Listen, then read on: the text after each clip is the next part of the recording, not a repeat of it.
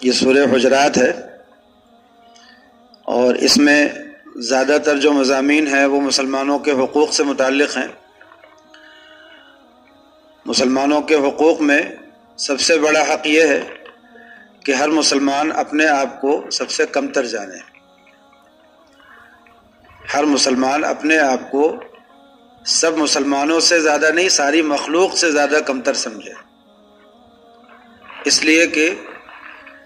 جب کوئی شخص اپنے آپ کو بڑھیا سمجھتا ہے کسی بھی بنیاد پر، خاندان کی بنیاد پر ہو، علم کی بنیاد پر ہو، خوبصورتی کی بنیاد پر ہو، مال و دولت کی بنیاد پر ہو، جاہ کی بنیاد پر ہو، رتبے کی، کسی بھی بنیاد پر کوئی شخص اگر اپنے آپ کو بہتر سمجھتا ہے اور دوسروں کو اپنے سے کمتر سمجھتا ہے تو اسی کا نام تو کبر ہے۔ جب کسی کے اندر یہ کبر پیدا ہو جاتا ہے تو اس کی ایک بڑی علامت یہ ظاہر ہوتی ہے کہ پھر حق بات اگر اس کے اپنے اس گھروندے کو توڑنے والی ہے، اس کے گھروندے کو توڑ رہی ہے، تو وہ حق کا ہی انکار کر دیتا ہے، حق بات نہیں قبول کرتا۔ حدیث شریف میں ہے الکبر بطر الحق وغمط الناس، تکبر یہی ہے کہ انسان سچ اور حق کا انکار کر دے، اس کو قبول کرنے سے اس کو اپنا تکبر ٹوٹتا ہوا، غرور ٹوٹتا ہوا محسوس ہو، اس لیے وہ حق ہی کو چھوڑ دے اور دوسروں کو اپنے سے کمتر جانے، ان کی کیا اوقات ہے، ان کی کیا حیثیت ہے، اس طرح کے دماغ میں اس کے جملے ہوں۔ جبکہ تواضع کیا ہے؟ تواضع یہ ہے کہ جب اس کے سامنے دلائل سے کوئی بات سچ سامنے آ جائے تو اس کے ماننے میں اور قبول کرنے میں دیر نہ لگائے۔ اسی لیے بچوں کی تربیت میں یہ ایک بہت اہم پہلو ہے کہ جب بچہ کوئی غلطی کرے اور ماں باپ یا مربی اس کو تربیت کرنے کے لیے سکھائے اسے کہ تم سے غلطی ہو گئی، اور بچہ اپنی بات میں اینچ پیچ کرے، یعنی وہ اس کو کسی طرح سے ثابت کرنے کی کوشش کرے کہ نہیں مجھ سے غلطی نہیں ہوئی ہے، تو جو اچھے مربی ہوتے ہیں وہ اور باتوں پر تو نظر انداز کر دیتے ہیں اور باتوں کو، لیکن اس غلطی کو نظر انداز نہیں کرتے۔ بچوں کے اندر یہ عادت پیدا کرنی چاہیے کہ کبھی بھی ایچ پیچ نہ کریں، باتیں نہ بنائیں، غلطی ہو جائے فوراً اقرار کریں اور اس کو اپنی غلطی کی تلافی کرنے کی کوشش کریں۔ جب بچے نے ایچ پیچ شروع کی اور تعویل شروع کی اور اس راستے پہ چلا تو آپ سمجھ لیجئے کہ کبر کا مرض اس کے اندر جڑ پکڑ رہا ہے، اور آگے چل کر کے پھر اس بچے کی اصلاح بہت مشکل ہوتی چلی جائے گی۔ عادت پڑ جائے گی اسی بات کی کہ کبھی میں غلطی پر نہیں ہوں، گناہ بھی کرے گا، کھلم کھلا اس سے غلطیاں بھی ہوں گی لوگوں کے سامنے، لیکن وہ کہے گا کہ اس وجہ سے میں نے غلطی کی، اپنی غلطی نہیں مانے گا، اس غلطی کا الزام بھی کسی پر رکھے گا، دوست پر رکھ دے گا، ماحول پر رکھ دے گا، معاشرے پہ رکھ دے گا۔ کچھ لوگ ہوتے ہیں شراب پینے چلے جاتے ہیں، کہتے ہیں کہ اصل میں ٹینشن اتنی ہو گئی تھی۔ شراب ایک گناہ ہے، اس گناہ کو کرنے والے کو کا جواب یہ ہونا چاہیے مجھ سے غلطی ہو گئی، لیکن وہ کہتا ہے کہ مجھ سے غلطی نہیں ہوئی ہے، اس غلطی کی وجہ یہ ہو گئی ہے۔ وہ ہمیشہ اپنے گناہ کی کوئی نہ کوئی توجیہ کرتا ہے، کوئی تعویل کرتا ہے، سیدھے اپنے گناہ کا اقرار نہیں کرتا، اس لیے کہ اس کے اندر تکبر ہے۔ بہت سے بندے ایسے بھی ہوتے ہیں کہ ان سے گناہ ہوتا ہے اور وہ توبہ نہیں کرتے، اللہ سے معافی نہیں مانگتے۔ مولانا تھانوی نور اللہ مرقدہ فرماتے تھے کہ اس توبہ نہ کرنے کی وجہ بھی تکبر ہے، اس لیے کہ ان کو یہ لگتا ہے کہ میں نے جو غلطی کی ہے یہ بہت بڑی غلطی ہو گئی ہے، اتنی بڑی غلطی ہو گئی ہے کہ اب اس کو تو اللہ بھی معاف نہیں کر سکتا۔ یہ تو بہت بڑی بات ہو گئی نا کہ آدمی اپنے آپ کو اپنی غلطی کو، اپنے گناہ کو اللہ کے مقابلے میں بڑا سمجھنے لگے، اللہ کی رحمت کے مقابلے میں بڑا سمجھنے لگے۔ یہ بہت حد سے گزرا ہوا تکبر ہے۔ اس لیے ہمیشہ آدمی کو اپنے بچوں کو تربیت کرنے میں بھی اور اپنی تربیت کرنے میں بھی اس بات کا خیال رکھنا چاہیے کبھی بھی کسی بھی غلطی پر ایچ پیچ نہ کرے، اس کی تعویل اور توجیہ میں مبتلا نہ ہو، سیدھے اقرار کرے کہ مجھ سے غلطی ہو گئی، میں نے غلطی کی ہے، یہ گناہ، یہ غلط کام تھا، میں نے کر لیا، ہو گیا مجھ سے۔ ایک مرتبہ حضرت مولانا عبدالحلیم صاحب رحمۃ اللہ علیہ سے ہم نے پوچھا کہ حضرت اگر غیبت ہو جائے، بس وہ حضرت نے ہو جائے کا لفظ پکڑ لیا، فرمانے لگے کہ دیکھیے مولوی حمزہ صاحب کہتے ہیں کہ ہو جائے، ہو جاتی ہے غیبت یا کرتا ہے آدمی غیبت. اب اس چیز کو لفظ کو درست کرانے سے بات ختم ہو گئی. جو بھی گناہ انسان سے ہوتے ہیں وہ گناہ کرتا ہے انسان، اور جب اس کو کوئی توجہ دلا دے یا من جانب اللہ اس کو توجہ ہو جائے تو اس وقت میں جب ایج پیش میں مشغول ہوگا کہ اس ٹینشن کی وجہ سے، اس اسٹریس کی وجہ سے، اس دباؤ کی وجہ سے، اس ماحول کی وجہ سے، اس وجہ سے، اس وجہ سے، ان کی وجہ سے، ان کی وجہ سے 10 طرح کے بہانے ڈھونڈتا ہے. یہ سارے بہانے اس تکبر کی وجہ سے ہیں کہ میں تو گناہ کر ہی نہیں سکتا تھا، مجھے دوسروں نے زبردستی کروا دیا. یہ کبر ہے. اور اس کبر کا علاج یہ ہے کہ آدمی اپنے آپ کو مجرم مان لے، کہہ دے کہ نہیں میں مجرم ہوں، میں تو اسی قابل تھا کہ مجھ سے گناہ ہو. یہ تو اللہ تعالیٰ کی رحمت ہے کہ گناہوں سے بچائے ہوئے ہیں، بہت سے گناہوں سے بچائے ہوئے ہیں، تو اللہ کی رحمت پر. اسی لیے کلمات اسلام میں جیسے لا الہ الا اللہ تو سب کو معلوم ہے کہ بنیاد ہے دین اسلام کی، لا الہ الا اللہ کہ اللہ کے سوا کوئی معبود نہیں. لیکن یہ جو کلمات اسلام ہیں یہی ایک کلمہ تھوڑی ہے. دین کی بنیاد لا حول ولا قوت الا باللہ پر بھی ہے کہ ہم سے کوئی نیکی نہیں ہو سکتی اور ہم سے کوئی گناہ نہیں ہو سکتا مگر جب تک کہ اس میں اللہ کا حکم نہ ہو. ہم بالکل یہاں پر اپنے آپ کو مجبور اور بے بس اپنے آپ کو تصور کریں لا حول ولا قوت الا باللہ، گناہ سے بچ رہے ہیں تو وہ بھی اللہ کی توفیق سے، اور نیکی کر پا رہے ہیں تو وہ بھی اللہ کی توفیق سے. اسی لیے بزرگوں نے لکھا ہے، اور یہ باتیں بزرگان دین ہی سے ہم لوگوں کو سننے کو مل سکتی ہیں یا وہ لوگ جن کو بزرگان دین کی کتابیں پڑھنے کا موقع ملتا ہے. بزرگوں نے لکھا ہے کہ ہم سے عہد لیا ہمارے بزرگوں نے اور مشائخ نے کہ کبھی بھی کسی گناہ کے بارے میں پریشان ہو کر کے یہ مت کہنا کہ میں قسم کھاتا ہوں کہ یہ گناہ نہیں کروں گا، اس لیے کہ تمہیں اختیار کتنا ہے اپنے اوپر. کبھی کسی گناہ سے توبہ کرنے کے بارے میں یہ تو کیا جا سکتا ہے کہ اللہ میں ارادہ کرتا ہوں کہ میں نہیں کروں گا، آئندہ کے لیے ارادہ کرتا ہوں کہ میں نہیں کروں گا، اور آپ سے توفیق مانگتا ہوں کہ مجھے آگے بچا لیجئے. اللہ سے اپنے آپ کو بچانے کا ارادہ کرنا، توفیق مانگنا، دعا کرنا، دعا کا اہتمام کرنا، اور اس کی جو تدبیریں ضرور مناسب ہیں وہ تدبیریں کرنا، یہ سب ٹھیک ہے. لیکن اگر کسی آدمی نے اللہ سے وعدہ کر لیا کہ میں یہ گناہ نہیں کروں گا، یا اللہ سے اس نے قسم کھائی کہ میں یہ گناہ نہیں کروں گا، تو یہ ایک اپنے اختیار کا اللہ کے سامنے دعویٰ کر دیا. تو بزرگوں نے لکھا ہے کہ کبھی بھی اللہ کے یہ قسم نہیں کھانا چاہیے کسی عمل پر کہ میں یہ کام نہیں کروں گا. بزرگوں نے ہم سے عہد لیا ہے. تو اس باریکی کو سمجھنے کی ضرورت ہے کہ انسان کو اپنے اوپر اختیار کتنا ہے. جب ہم سے غلطی ہو جائے سیدھے سیدھے یہ کہیے کہ ہم سے غلطی ہو گئی، معافی مانگتے ہیں، بس. آدمی دیکھیے انگریزوں نے سکھا دیا سوری کا لفظ، تو اب وہ سوری کا لفظ تو لوگ بول دیتے ہیں، لیکن اللہ کے سامنے معافی کا لفظ بولنے میں آدمی کا تکبر رکاوٹ بن جاتا ہے. تنہائی میں بھی آدمی یہ نہیں کہہ پاتا اللہ سے کہ اللہ مجھ سے غلطی ہو گئی اور میں توبہ کرتا ہوں، میں معافی مانگتا ہوں، آئندہ بچنے کا اہتمام کروں گا، کوشش کروں گا. تو تکبر کی ایک خرابی یہ بھی ہے کہ انسان اپنی غلطی سے باز نہیں آتا اور اپنی غلطی پر ڈٹا رہتا ہے اور ڈھٹائی کرتا ہے اور اس کی توجیہ و تعویل کرتا ہے. یہ سب تکبر کے شاخسانے ہیں. تو بہرحال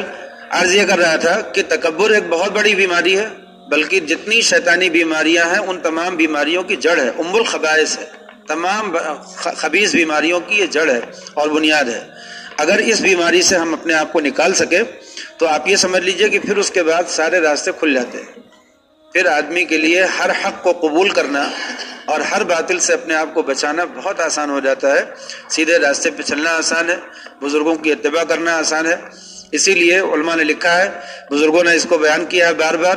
کہ دیکھو کسی اللہ والے کے دروازے پر جانے میں سب سے بڑی رکاوٹ اس کا استکبار ہے.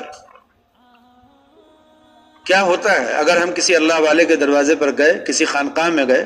کسی بزرگ سے بیعت ہوئے، ان کی خانقاہ میں پہنچے، تو کیا ہوگا؟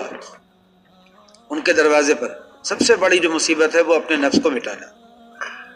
اور آدمی کے اوپر یہ بہت بڑا بوجھ ہوتا ہے کہ نفس کو کیسے مٹائیں. تو نفس کو مٹانا ہی تو ہے تکبر سے بچنا، تواضع. اپنے نفس کو مٹا دینا اور دوسروں کے تابع ہو جانا، کہ جو آپ فرما دیں گے میں وہی کروں گا، بالکل اپنی نفی کر دینا، یہی تو تواضع ہے۔ بزرگوں نے لکھا ہے کہ جب کوئی اللہ کا بندہ کسی اللہ والے کے دروازے پر جاتا ہے تو وہ سب سے پہلا پاؤں رکھتا ہے اپنے نفس پر، اور جس نے اپنا پاؤں اپنے نفس پر رکھ دیا، اس کو دبا دیا، تو پھر اس کے لیے آگے سارے راستے کھل جاتے ہیں۔ اور جو لوگ اپنے نفس پر پاؤں نہیں رکھتے اور کسی اللہ والے کے پاس جاتے ہیں کسی جاہ کے لیے کہ ابھی ہمارا جتنا رتبہ ہے، جتنی عزت ہے، اگر ہم کسی بزرگ سے مرید ہو جائیں تو اور ہماری مقبولیت بڑھ جائے، اور اگر ان سے خلافت مل جائے تو اور مقبولیت بڑھ جائے، تو یہ کبر ہی کی پرورش ہے، کبر ہی کی پرورش ہے، اپنی تکبر کی، اور ہم اس کو بڑھا رہے ہیں، اضافہ کر رہے ہیں۔ اسی لیے امام غزالی نے لکھا ہے کہ نفس کو جب کسی عبادت میں مزہ ملنے لگے تو سمجھ لو کہ وہ اپنی بیماری کو بڑھا رہا ہے، تو پھر اس کی وہ عبادت روک دو اور اس کو ایسی عبادت میں مشغول کرو جس میں اس کو تکلیف ہو، جس میں اس کو اذیت ہو۔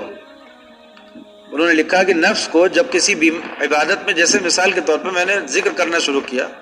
تو مجھے بوجھ ہوگا، اذیت ہوگی،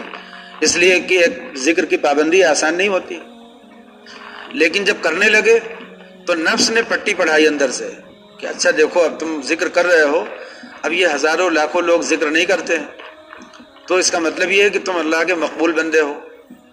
تمہارا اللہ کے وہاں کچھ مقام بننے لگا ہے، کچھ حیثیت بڑھنے لگی ہے، تو نفس پھر مزہ لینے لگتا ہے اس عبادت کا کہ جتنا ہم ذکر کریں گے اتنا ہمارا رتبہ ادھر عوام کی نظروں میں بڑھے گا۔ بس جہاں عبادت میں مزہ آنے لگے نفس کو، ایک ہے روح کا مزہ، روح کا نشاط، اور ایک ہے نفس کا مزہ، ان دونوں کا فرق سمجھنا ضروری ہے۔ جب عبادت میں روح کو لذت ملنے لگے تو وہ فرشتوں والی عبادت ہے، اور جب نفس کو مزہ ملنے لگے تو یہ جانوروں والی عبادت ہے، شیطانوں والی عبادت ہے۔ دونوں میں فرق ہے، ان دونوں کو سمجھنا ضروری ہے۔ اسی لیے کہا جاتا ہے کہ کسی ماہر طبیب کے ساتھ، یعنی کسی اللہ والے کے ساتھ جو تجربہ کار ہو، اپنی عبادت کا نظام شروع کرو تاکہ وہ تمہیں بتاتا رہے کہ تم کب صحیح راستے پر ہو اور کب غلط راستے پر پڑ گئے، وہ تمہاری رہنمائی کرتا رہے، مرشد اپنا ساتھ لے لو۔ کہا جاتا ہے کہ جب آدمی کسی مرشد کے بغیر، کسی رہبر کے بغیر، کسی ساتھی ایسے دوست کے بغیر جو اس کو اللہ کا راستہ چلائے، اللہ کے راستے میں چلتا ہے، تو اسے پتہ نہیں چلتا کہ کب وہ شیطان کے راستے پہ چلا گیا اور تباہ ہو جاتا ہے۔ آپ نے دیکھا بلعم باور کا قصہ، کیا ہوا؟ عبادت کرتا تھا، پلک جھپکنے کے بقدر بھی اس نے کوئی گناہ نہیں کیا، عبادت میں کوئی کمی نہیں کی، اس قدر زبردست عابد، اور اپنی ماں کے ساتھ بدسلوکی کر بیٹھا، اور اللہ تعالیٰ نے اس کو کیا سزا دی؟ تو یہ موسیٰ علیہ السلام کے حق میں اس نے کیا جملہ بول دیا؟ یہ باتیں جو ہوتی ہے کہ آدمی کو غرور ہونے لگتا ہے اپنی عبادت کا، نشہ چڑھنے لگتا ہے، نفس کو مزہ آنے لگتا ہے، لوگوں کے ہاتھ چومنے اور پیر چھونے اور لوگوں کے تعظیم کرنے سے نفس کی ایک حالت بدلنے نفس کو ایک لذت ملنے لگتی ہے، تو وہاں سے وہ بگڑ جاتا ہے، پھر اس کا کبر بیدار ہو جاتا ہے۔ تو کبر ایک ایسی خطرناک بیماری ہے کہ انسان کے تمام ایمان کو اور تمام اس کے اعمال کو ضائع کرنے کے لیے تنہا یہ ایک مرض کافی ہے۔ اسی لیے نبی کریم صلی اللہ علیہ وسلم نے فرمایا کہ رائی کے دانے کے برابر بھی اگر کسی کے اندر یہ مرض ہے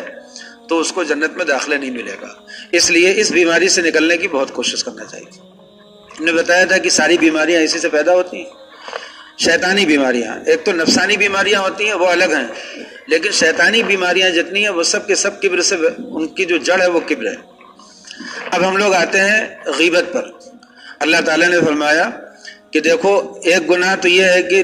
زیادہ اندازے مت لگاؤ، اس لیے کہ بعض اندازے جو ہوتے ہیں وہ گناہ میں مبتلا کر دیتے ہیں۔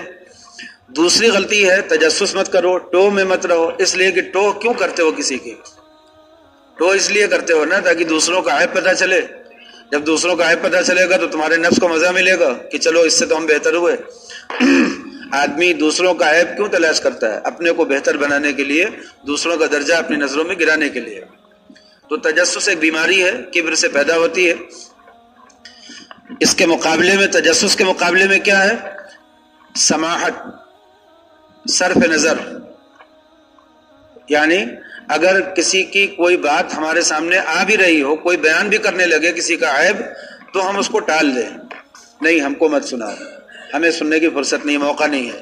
اس کی بات کو دبا دیں، یا اس نے سنا ہی دیا تو اس کی کوئی توجیہ اور تعویل اچھی کر دیں، اور اپنے دل میں بھی اس کے بارے میں کوئی بدگمانی نہ پالیں، جیسا کہ اللہ والوں کا دستور ہوتا ہے۔ اللہ والوں کو اگر ہم اپنا مرض پورا کا پورا جا کر کے بتا دیں کہ ہم نے اتنا زنا کیا، اتنی چوری کی، اتنا کیا، ڈاکہ ڈالا، یہ کیا وہ کیا، سارا مرض بھی بتا دیں، پھر بھی اللہ والوں کی نظروں میں ایک رائے کے دانہ کے برابر بھی درجہ گرتا نہیں۔ کسی گنہگار کو اپنی نظروں میں کوئی گنہگار ملتا نہیں، اس لیے کہ وہ نہیں اپنے آپ کو سب سے اور اگر وہ اپنے آپ کو سب سے نہیں سمجھتے اللہ والے نہیں بنتے، اس آدمی میں بھی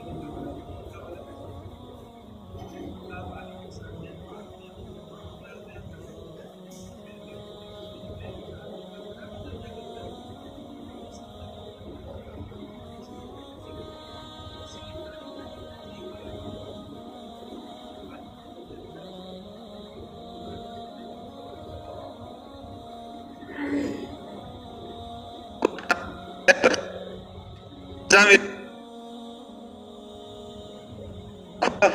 ان کی بھی پول کھلی، ان کا بھی مرض معلوم ہوا، ہوتا ہے کہ نہیں ہوتا؟ آدمی کے اندر ایک تجسس ہوتا ہے، یہ تجسس کہاں سے پیدا ہوتا ہے؟ کبر کی بیماری سے۔ جب آدمی اپنے ہی آپ کو سب سے کمتر سمجھے گا تو اس کو دوسروں کے عیوب کی فکر نہیں ہوگی نا، تو تجسس ایک بیماری ہے، اس سے بھی بچنا چاہیے۔ وَلَا يَغْتَبْ بَعْضُكُمْ بَعْضًا، اور تجسس پہ ہم قانون بتا چکے ہیں،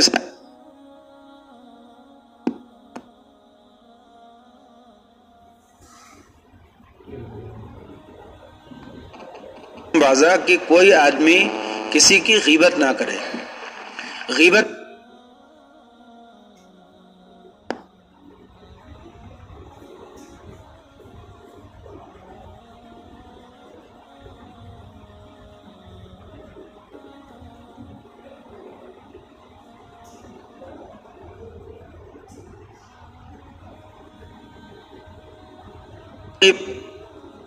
میں بھی لوگ غیبت کر دیتے ہیں،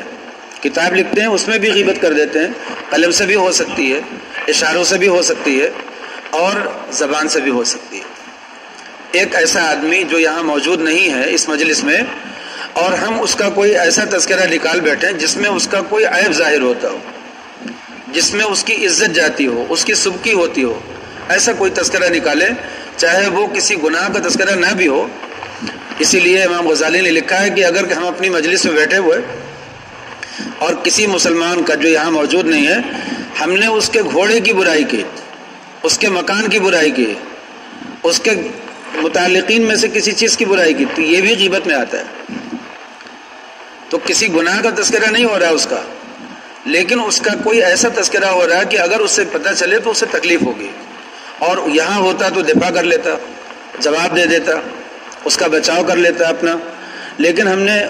وہ یہاں ہے نہیں، اپنا بچاؤ کر نہیں سکتا، اور ہمارے لیے اس کی آبرو حلال ہے نہیں۔ اگر وہ کافر حربی ہوتا، جنگ ہو رہی ہوتی، کافر حربی ہوتا، تو اس کافر حربی کی برائی کرنا جائز ہوتا، اس لیے کہ تو اس کی جان حلال ہو گئی تو اس کی آبرو بھی حلال ہے، اس کا مال بھی حلال ہے۔ کافر حربی جو ہے جس سے جنگ ہو رہی ہو، اس کی تو جان بھی حلال ہے، اس کا مال بھی حلال ہے، اور اس کی آبرو بھی حلال ہے۔ حالانکہ فقہ نے لکھا ہے کہ کافر حربی کی بھی بے وجہ برائی مت کرو، اس لیے کہ یہ برائی خود اپنی ذات میں غلط چیز ہے، تو اگر حرام نہیں بھی ہوگی تو مکروہ تو ہوگی، یعنی فضول کلام تو ہوا، کلام فضول میں داخل ہو کر کے ایک مکروہ بات تو ہو ہی جائے گی، اس لیے کافر حربی کی بھی برائی کرنے کی کوئی ضرورت نہیں۔ ہاں اگر کوئی جنگی ضرورت ہو تو پھر کر سکتے ہیں، اسی طرح اور ضرورت اگر پڑ جائے تو مسلمان کی برائی بھی کر سکتے ہیں، جیسے کوئی مسلمان ناپ تول میں کمی کرتا ہے یا اس کی ذات سے لوگوں کو نقصان پہنچنے کا کوئی ڈر ہے، تو ہم نے اس کے پیٹھ پیچھے لوگوں کو بتا دیا کہ دیکھو اس سے جب سودا خریدنا تو احتیاط کرنا، اس لیے کہ ناپ تول میں گڑبڑ کر دیتا ہے یا ریٹ صحیح نہیں رکھتا، یا اپنی بہو بیٹیوں کو اس سے بچانا، اس کے اندر یہ مرض ہے، زنا کا مرض ہے، یا ہم نے اس کا کوئی ایسا عیب جس سے ہمیں محسوس یہ ہوتا ہے کہ لوگوں کو نقصان پہنچ سکتا ہے انجانے میں، تو اس کے نقصان سے بچانے کے لیے ہم نے بتا دیا اگر، تو یہ عیب نہیں ہے، یہ غیبت نہیں ہوتی۔ یا کسی بچے میں، لڑکے میں کوئی مرض ہے، کوئی غلطی اس کی ہم نے دیکھی تو اس کے ماں باپ سے بتا دیا تاکہ ماں باپ اس کی اصلاح کر سکیں، تو یہ بھی غیبت نہیں ہے۔ بیوی کا کوئی مسئلہ تھا اور اس کے شوہر سے بتا دیا تاکہ وہ اس کا شوہر اس کی اصلاح کر دے، یا اس کے ماں باپ سے بتا دیا، یا عوام کی کوئی بات تھی قاضی سے بتا دیا، یا مصلح امت سے بتا دیا، جو اس علاقے کا مصلح ہے، بڑا عالم ہے، اس کو بتا دیا کہ دیکھیے اس طرح کی لوگ غلطیاں کر رہے ہیں آج کل، تو یہ غیبت میں نہیں داخل ہوتا، اس لیے کہ یہ اس لیے بیان کیا جا رہا ہے تاکہ اس کی اصلاح ہو،